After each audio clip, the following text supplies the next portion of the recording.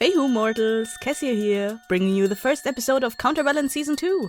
But before we start the episode, there's one small thing I wanted to tell you of, and that is if you have listened to the last feed drop from 2 weeks ago, or especially if you haven't listened to that one because you didn't want to spoil yourself, I want to remind you that we're still having a giveaway for Counterbalance stickers that say, "Make runes not war," for anyone who reviews the show on iTunes, Spotify, or Podchaser, or any other podcast catcher that allows you to review a show. And send us a screenshot of your review to counterbalance@blighthouse.studio.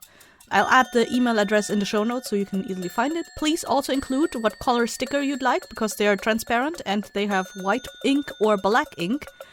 You can see photos of what they look like on our social media posts. And be sure to include your address in the email so I can send them to you.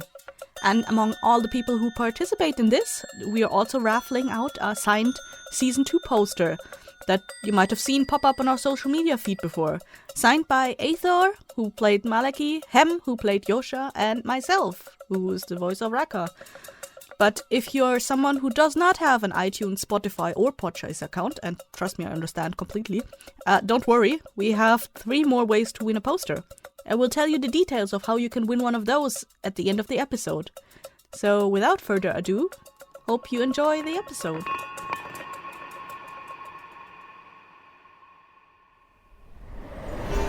Been walking for half a day. Should we be there by now? Not at your pace. Ugh. Oh, Raka, the wind chill. I heard it. How close are we, Ferryce? Or did a spirit trigger that? No, you were almost there. Yours, Grace, finally. So, as I was saying... Less talking, more walking, human.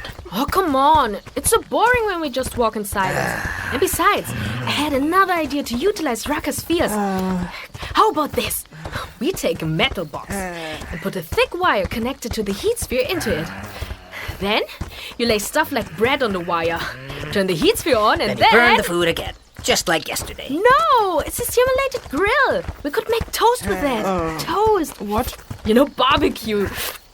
Toasted bread? Yeah, it's delicious. Can we try making something like that? I might be renowned, but even I can't afford that much metal to waste on experiments. Of course you only think of the metal, idiot. Think of the food the human wastes with such experiments. Hey, Sure. that last night was an accident, okay? I won't let you waste any more food. I have to agree with that. Oh, I already said I'm sorry. I never cooked with a heat sphere before. How was I supposed to know how fast it burns things up? You're not allowed to cook anymore. That poor yak died in vain. You're not much better. Me? The yak I cooked 2 days ago was just fine. No, you didn't even put spices on it. Spices? Of course I put spices on it. Not enough. Look, I'm the only one here carrying supplies, and I merely packed for rudimentary stops for food now and then, not to cook a fine cuisine banquet every night. So excuse me for not thinking of bringing a whole kitchen's worth of spices with me. Even just salt would have been enough. Do you know how expensive that is? Salt is expensive? Certainly is. Damn. If I had the money to buy salt to waste like that, I might as well buy you some metal to experiment with. Metal is also expensive? That too. Salt and metal are both rare resources. If you need salt, I can cry. I have salt. Well, you know what? Why don't you take care of the cooking from now on then? Better than trying to eat what the human cooks. Okay, rude. But the people in the village had a crap load of kitchen utensils made of metal. Like knives, pots, pans, and a lot of salt. That's the most metal is ever used for. Household utensils. Though that's a rather new development. Tools for households are more commonly made of other materials. Wood, bone, or horn, for example. Horn. Don't both of you have knives made of metal? Or what did you use to gut those animals the past few days? I made my knife with flint. Mine is made from... I'm not sure. It's either horn or bone. Horn? Wait, really? What is this? Stone Ages? You make tools out of horn. Horn. Is that an accusation or a statement? She disrespects beings with horns, even though her friend's name is Auril. Huh? Well, what's that name got to do with anything? Aur means horn. Auril is a nickname we gave to him when he was new in our university. It means person with horns, and he just stuck with it. Never told us his real name. Can we call Malaki Auril then? No. Aulaki! It's Malaki. Yet you have knives made out of horns. Look, I'm not sure what this is made of. I just bought it. I didn't make it. Pathetic Kyrier. Can't even make your own tools. Well, I don't have that kind of craftsmanship. Not a time for it. Good for you if you do. Craftsmanship. Just goes to show that you have too much spare time to put into anything significant. Significant. And what is it with you, Spore and horns anyway? Horns are our pride. Hey, Raka! You're bickering Whoa. already? We're there. Holy moly! Arda, Whoa! What the hell is going on here? this is worse than I had thought it would be. Whoa, the colorful threads are all over the place. Whoa, this is crazy. And damn, is that waterfall flowing upwards? It's a side effect of the Ætherfrays. And a dead giveaway that we are standing in the Ætherfrays. Is that also why those rocks are floating? Well, objects closely connected to the elements tend to lose gravity in the Ætherfrays. Could we start floating any moment? No. Living beings are not creatures of the elements. Damn! Raka, you should see the Auril web, man! I sure as hell don't want to be the one to untangle that. It looks like a cat got into a box full of yarn and went to town! What? Colorful, glowing spaghetti! Do you see what she sees? No, I only see rooms and there. Ferryce, am I right in assuming we will have to cross this ravine somehow? If you want to get into the tangleweave, then yes. I feared that. Hey, Raka! Should you maybe shoot the needle arrow through the weave on this side? You've already shot the arrow through this side. It would be wiser to shoot the arrow through the weave on the other side. We'll worry about that when we crossed over. 2 horns? That's Aulaki. No, it's Malaki. You don't happen to know if there's bridges along this edge, do you? No. Ferryce? I don't experience the world as you do, Raka. I can tell how much further the canyon goes, but I don't feel or see mortal-made constructs. In that case, I say we walk along the edge and see if someone built any bridges along the way. Sure. Does this and the other side connect somewhere? Yes, further back downhill. Going that route will render the time and effort it took you to come here wasted, though. That can't be helped. But it's barely 3 meters to the other side. We have to walk like hundreds of meters. 3 paces across, but maybe 10, 15 tail long up to the opposite ledge.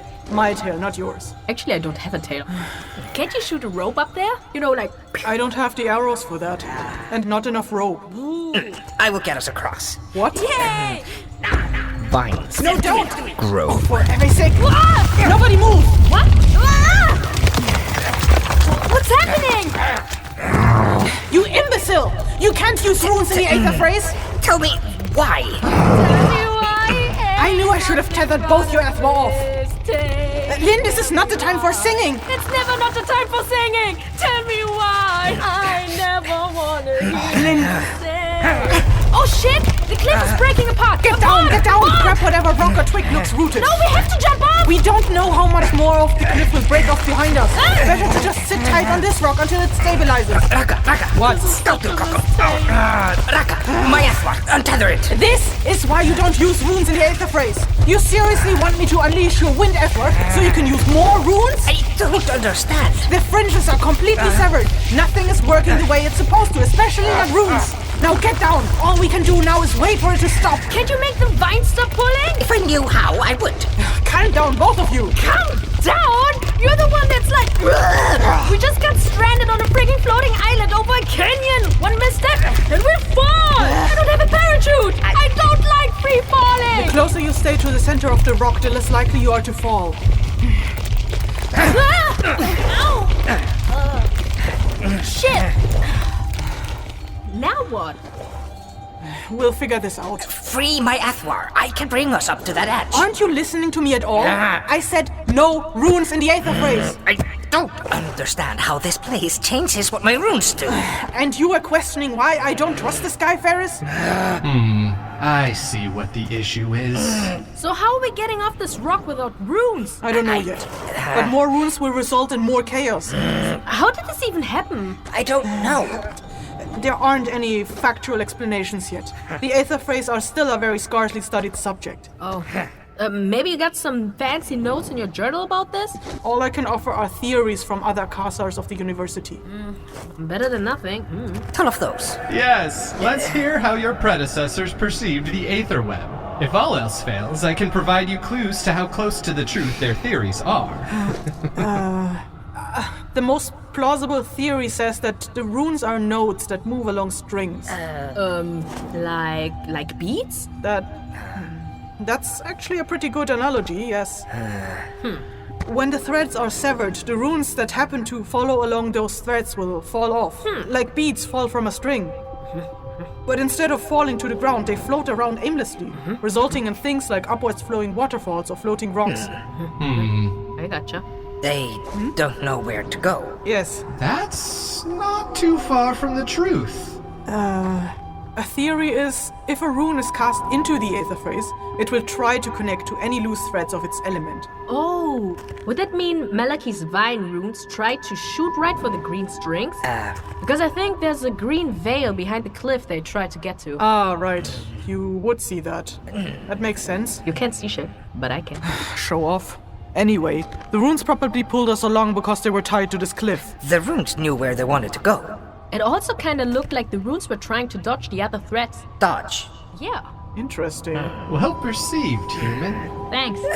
Then you can direct the runes around the other strings. What? Me?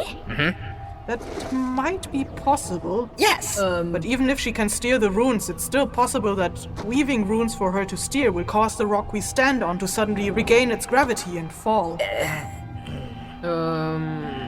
Ferryce? What?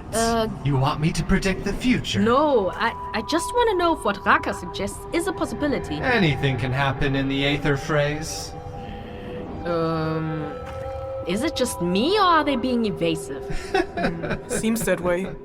Ferryce, give us something to work with. Have I moved down the ranks to be your subordinate now? What? No, of course not. You have to ask it. Yes. Ferryce, is it possible that weaving runes here could cause the rock we stand on to suddenly regain its gravity? See, was it so hard to ask nicely? The answer is yes. There are runes with certain properties that could sway this rock. Which ones? No, Raka. One bit of Veyran knowledge at a time, remember?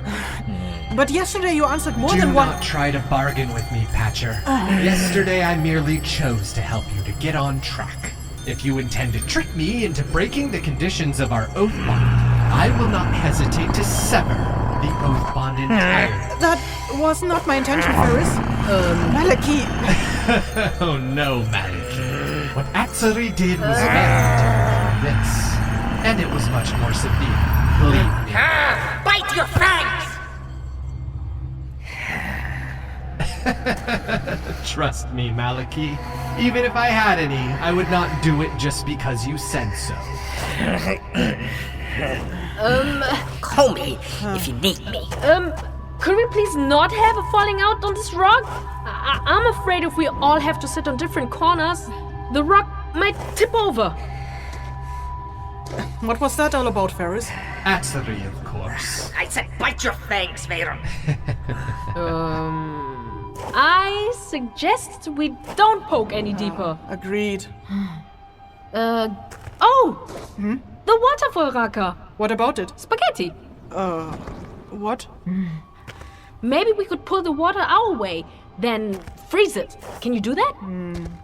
There are runes to freeze water, yes, but they're not instantaneous. They need time. Oh. Flowing water makes the progress harder.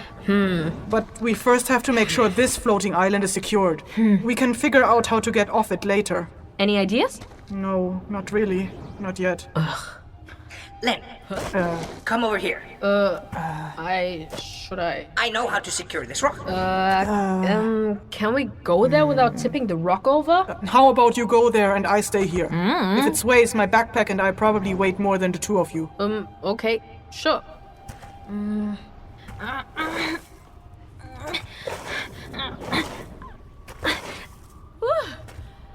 All right. Well, that seems to have worked. What's your idea, White Eye? I throw more vines. Of course. Think you can do that without us falling to our deaths? I might be rash, but I like being alive. Where would you throw them? Back to where this rock broke off. 2 vines. Here and there. Secured on 3 sides. Yes, you take my runes, steer it through the other threads. That's not a bad idea. There aren't many loose threads in that direction. Shouldn't be hard to steer runes through the gaps. I can tell you where best to aim. I don't like it. Then tell us your plan. I don't have a plan yet. Then we do it my way. We do it his Lyn. way. Lyn! Sorry, I can't help it, okay? Why don't you like it? It sounds fine to me. Because you can only work on one side at a time. If the first rune he throws makes this rock lose gravity, that's it. If that happens, there's enough time to jump off back to the cliff we came from. I can't jump that far. If Raka gives me my Ætherfrays, I make sure no one falls. Sure. If I fell with Ferryce, you'd be rid of both of us. Draw Varen's wrath? I'd rather not. If it makes you feel better, Raka, I could threaten to sunder all tethers you hold if you fall. That includes his wind Ætherfrays. I don't want that. Raka, can't you just untether him? I know you don't trust him, but at least I would feel better if we had a backup. I don't like it. You said that before. And you put us in danger before. Hey, Raka. What? Maybe you spent a little too much time with unchanging supernatural beings.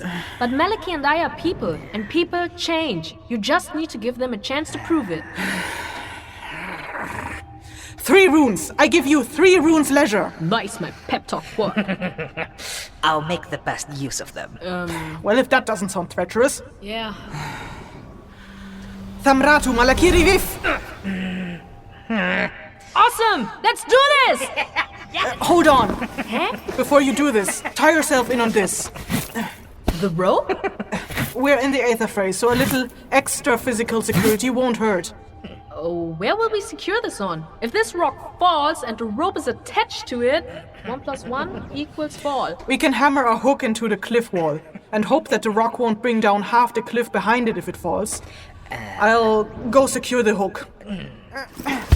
The 2 of you, get over here and wrap the rope around your legs and waist.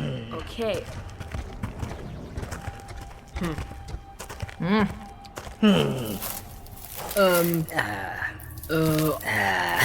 Alright. I don't know how to do this. Do you? No. Ugh. I don't know if she wants me to tie myself in as well, or just you. Oh, come on. I'm pretty sure she won't just leave you behind. She's not that big of an asshole. Asshole. I mean, I'm pretty sure she knows compassion. She just doesn't know how to express it. Compassion. Yeah. You know compassion, right? Not leaving people behind? Yes. Have you lived with other people before? Other squirky, yes. In a pack. So you haven't lived on your own this whole time, have you? No. There were others. Not anymore. Oh. I haven't had a pack for 8 winters. Oh. Well, no wonder you've had time to decipher letters. Meh. Guess we'll have to ask Raka about this. Ask. Yeah. Come to think of it, I don't think I've ever heard you ask for anything. I don't think I've even heard you ask any simple questions like, I- what did you say? Or, what do you mean? Do you realize how rude that makes you sound? No. Explain that. See? You're doing it right now. You don't ask what about it sounds rude. You tell me to explain myself. It's quite rude to tell someone else what to do. I don't understand. Not using asks doesn't sound rude. Yeah, to you. This is why Ferryce reprimanded Raka yesterday, isn't it? I don't know. But you understand questions, don't you? I know the concept. Skurka don't use asks. We understand others without. No purpose. Look, the purpose of questions is to show another person that you're listening to what they say, that you care about them, about what they say. You show interest in others, in their lives. Shows that you have compassion. You just said you think Raka doesn't want you to tie yourself in, but you didn't ask her. You just assumed. Assume. Asshole. Exactly. Assuming makes you an asshole. Explain. Well, you believe to know what the other person is thinking, but you don't really care to find out what they're really thinking. Get it? I understand. I have learned of asks, but I have not had anyone to practice with. You want to practice with me? Come on, speak after me. Will you teach me how to ask? Will you teach me how to ask? Not like that. You have to raise your voice at the end. Again. Will you teach me how to ask? I see, we have a lot to work on. But we'll get there. In return, you can teach me how to read runes. Yes. You read, I ask. Yay! Have you two still not tied yourself in? Watch and learn. I'm sorry. I'm such a noob. I don't know how to tie myself in. Can you show me? I showed you how it's done yesterday. I know. I'm sorry. I forgot. Will you show me again, please? Fine. Let me tie myself in first. Lyn in the middle, Malaki last. Oh, see? She does want you to be tied in as well. Yeah, why wouldn't I? You assemble us by how useful we are to you. What? Are you assuming? You assemble us by how useful? If I'd assemble you by how useful you are, you'd be in the center and Lyn at the end. Boo! But in the worst case, I trust you'd spout earth and wind runes left and right to save yourself. Lyn can't do that. If the rock falls and you don't save us as you promised, someone needs to haul her up. I Rude. understand. Here, your turn, Lyn. Spread your legs. Whoa! Hey, don't touch me there. Won't it be enough to tie it around my waist? It has to go between your legs for extra security. Here, like this. And then around your waist. Feels like a string tanger. So fancy. Your turn, White Eye. I hope you know how to do this. I don't know how. Can you show me? Can you show me? Fine, don't fluster your tail over it. Come here. Oh yeah, you wanted to touch it there, don't you? Far away. I'd rather never have to get this close to her again if I can avoid. Ow! Not so tight! Don't insult the girl that pulls the rope between your legs, I say. Now let's get this over with. This platform is making me queasy. All right, human. Tell me where to aim. There, that way. Aim for that rock over there. You'll have to be more specific. That red one over there.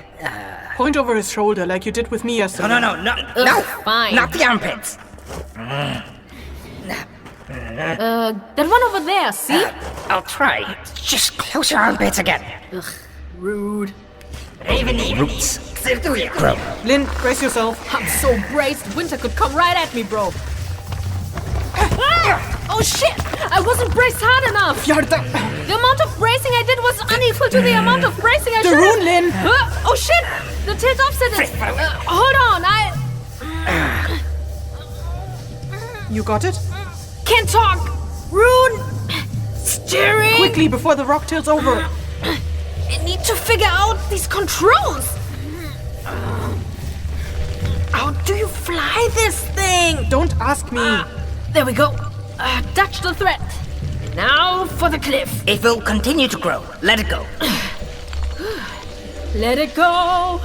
Let it grow.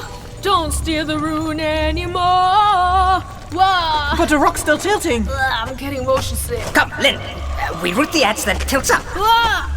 Lyn. Lyn. Right. Aim there, at that patch of grass. Grow. I'm seriously going to puke one of these days. Focus on the rune. Up, up, up. I said up, damn it, move! Are you steering it, or are you just telling it what to do? Of course, almost there. Okay, done. We'll wait for the rock to stabilize. That was more exhausting than I thought. You could use some workout.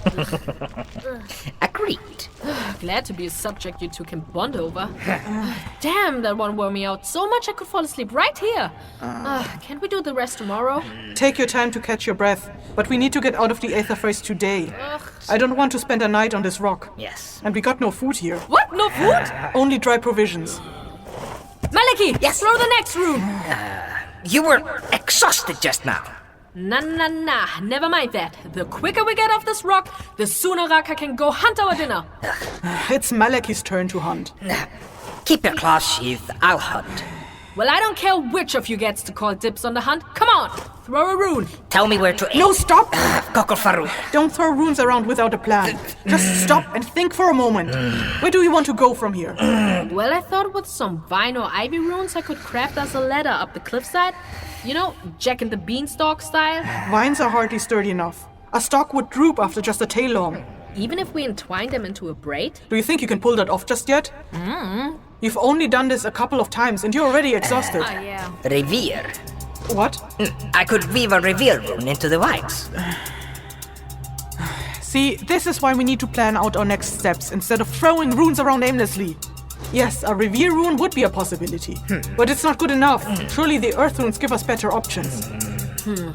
You could splash a water rune on the vines and then freeze it. Frozen plants are brittle and break under too much weight. We couldn't use it to climb. Try to think outside of the scope of vines. I could pull earth spikes from the cliff, and we can use those to climb. That's a great idea. We make our own stairs. Yes! No, let's not touch the mass of the cliff. Then how about the rock we stand on? It's mostly very compact soil. Can we summon individual steps out of the ground? Yes! The mass has to come from somewhere. Any step we craft from this rock will be deducted from the space we stand on. Same goes for the cliff. Any stone step or spike we pull out of them will make them porous. There's no telling where the mass comes from, and sooner or later they will fall apart. We haven't heard suggestions from you yet. I suggest an Ona rune. Okay. What's that? Yeah, I didn't think you would like it. For the record, I don't like it either. And neither will Lyn. Come on, guys. If you want me to do something, at least let me know what it is. I can use my wind runes. I could bring the rope to the edge, and you can climb the rest. When you merge with the wind, your movements will be too quick and uncontrolled.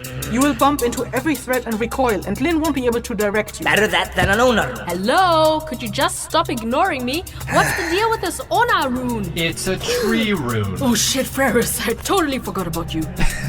You better get used to my presence. Yeah. Have you decided to talk to us again? Don't mistake my silence for sulking, Raka. I am not like you mortals. I observe. I don't interfere. But I'm willing to answer your questions when Raka chooses to ignore you. So what is the deal with the Ona runes? An Ona rune will awaken a nearby tree seed and make it sprout into a full-size tree within a few heartbeats. Yes. That costs an immense amount of energy. So far, Malaki has only thrown around vines, tendrils, and roots. Yes. They're low maintenance. Tree, though, is... It will cost you and me all the energy we have. Wait, then how will we get up the tree if we don't have the energy to climb it? I already don't think I could do this in this condition. I'll haul you both up the cliff once we have a bridge. What about food? Malaki is supposed to hunt for us. It's all about food. If he's willing to cast an Ona rune, I'm willing to take care of food. Scouter kulka our kanani. Well, Fine. all right. Lyn, you think you can do this? Don't know. What exactly is my role in this? Like, does the tree need to dodge the threats? I'm not sure if it will push them aside or dodge them. You will need to watch it and only take control of it when it gets too close to touching the threads. And let go of it immediately when it's through the needle's eye. That way you preserve your energy. Gotcha. So, do you need more time to rest? Nah. Are you sure? No, I'm hungry. An Ona rune will draw a lot of energy from Malaki. I can only assume that it will be just as exhausting for you. Well, you told me you carry me afterwards. Sure. Between resting and food, I choose food. I can rest after we ate. And the quicker we get off this rock, the quicker I get food, right? Well, aren't you awfully single-minded? Tell me where to aim. Let's see. Try to aim... Hold on, let me look over your shoulder again. Just keep your smell contained this time. Oh, shut up. Try to aim there, where that little bush sticks out of the cliff. Got it. Step aside. Okay. Tree. Rise from the soil.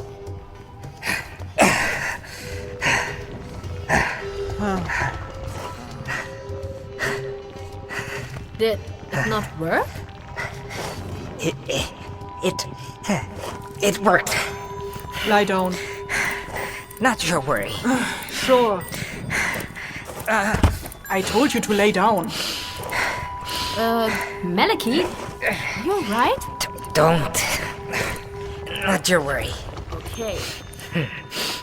Where's the tree? Patience, little human. The seed needs time to reach the surface.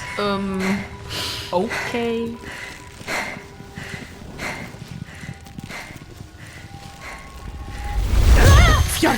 Oh shit! Is it going to split the rock? The roots will hold it together. Are we standing on a giant kokedama? Keep your eyes on the rune and the threads. Oh yeah! Okay, taking... over! Oh shit! This is even harder than the pull day yesterday. Don't talk, focus. First threads. Threads! Shit! This is like playing bullet hell on a very high level. Stop talking. You don't have to hold on to it all the time. I do!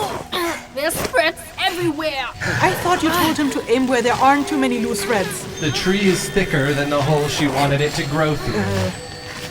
Try and steer the top towards the ledge if you can. I'm trying. Threads keep getting in my way. You're doing well. Will the tree stop growing when I let go? It will stop growing when Malaki's energy is depleted. That will be soon. Hurry. Just a bit more.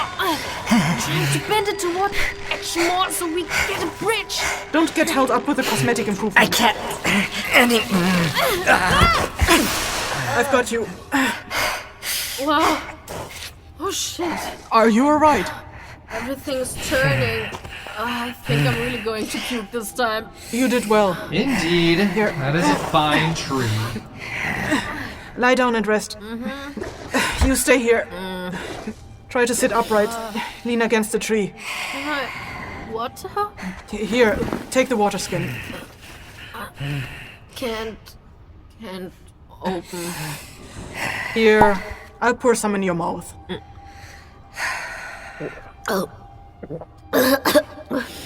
Oh, more, give me more. That enough? Oh, yeah. Are you conscious, Crowcorn? Don't call me that. Here, let me help you up. There. Lean up against Lyn. You can keep each other from slipping off the bark. You two try to regain some energy. I'm going to start climbing up, but I need you both to stay conscious. I'm not hauling two limp bodies up. Why not? Because at that height, you will end up bumping against the cliff wall or the tree several times. You need to cushion yourself when I pull you up. Just go. Is there food? So hungry. A slice of flatbread and some jerkies. That's all you get right now. Here. All right, I'm going up. You two try to stay warm.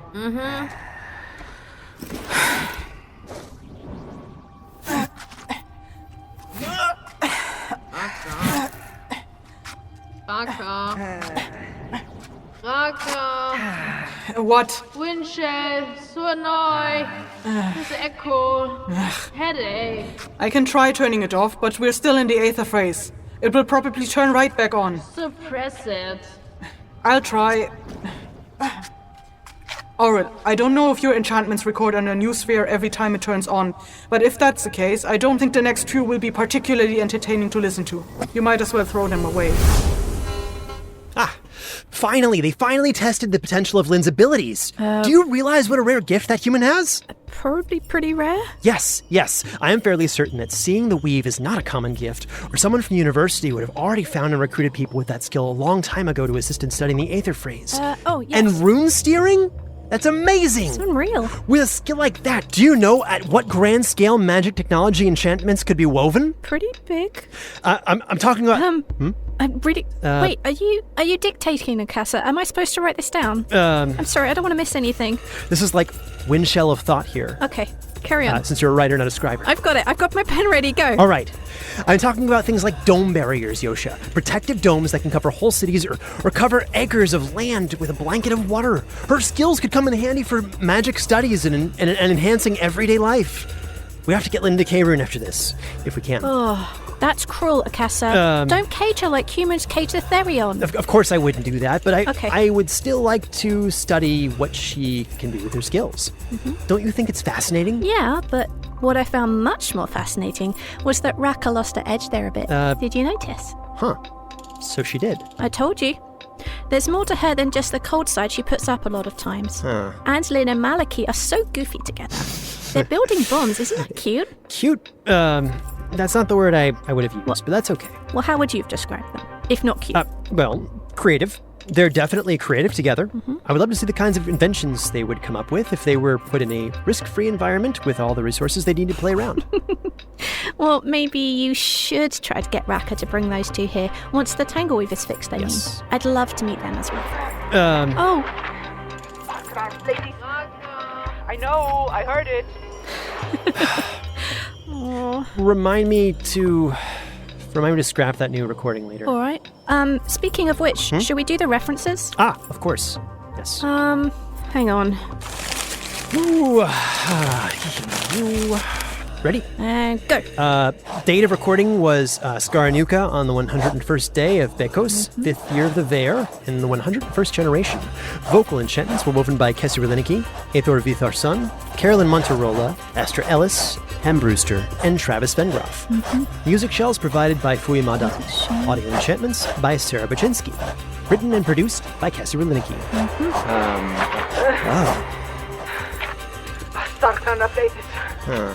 Auril, if you happen to hear this, you should add a tolerance to the wind shell to stay deactivated in a high disturbance environment like the Ætherfrays. Oh. There's her edge again. She's willing to haul Lyn and Malaki up a cliff despite what she thinks of them. I think she's entitled to some edginess now and then. Right. At any rate, can you add what she said to my to-do list? Already did, Akasa. Oh, you're awesome. Fehu, dear listeners, I hope you enjoyed that episode. I'm so happy that I finally got to share this with you, particularly because this one's one of my absolute favorite episodes we've worked on so far. And Sarah, our sound designer, absolutely outdid herself. Big props to her.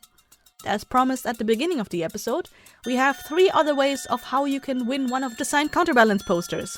You will get a chance to win one of those on our social media handles, and there will be 1 chance per social media site.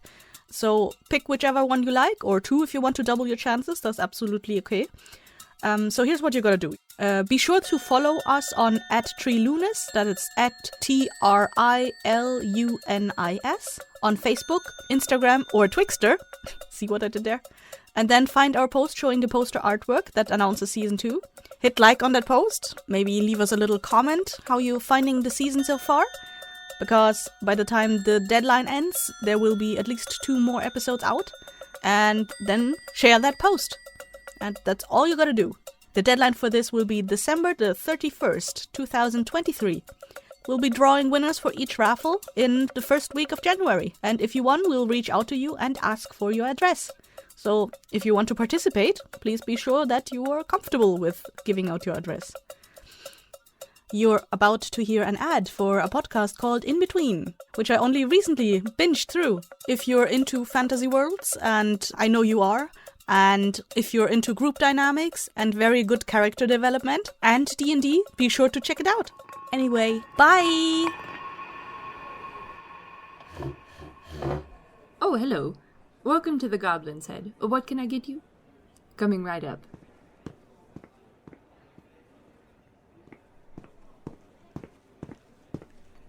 There you are. What's that? Oh, you want to know about adventurers. Are you looking to hire one or become one? Ah, just the information. Yes, we do get plenty of adventurers through here. Lots of folks off on quests or selling their services. But I admit, those 5, over there in the corner, they are a bit special. Why? Well, there comes a point where an adventurer turns into a hero, doesn't there? Oh, them in particular. They've got quite the story. They didn't like each other very much at the beginning, but since then they've grown quite close. At least I think that's the case. They do still argue often, when they're not bringing wild animals in here, or summoning magical creatures into the dining room, or casting spells, that is. Honestly, the building can only take so much... Oh, what's that? I wouldn't like to tell the tales. Everything I know is second-hand. I'm always here, see. I only hear what they say while they're at the inn. Where can you learn more? I suppose you'll have to ask them. Is there anything else I can get you? In Between. That's in with 2 N's. A story of the adventure between the adventures. Find us on a podcatcher near you, or at thegoblinshead.com.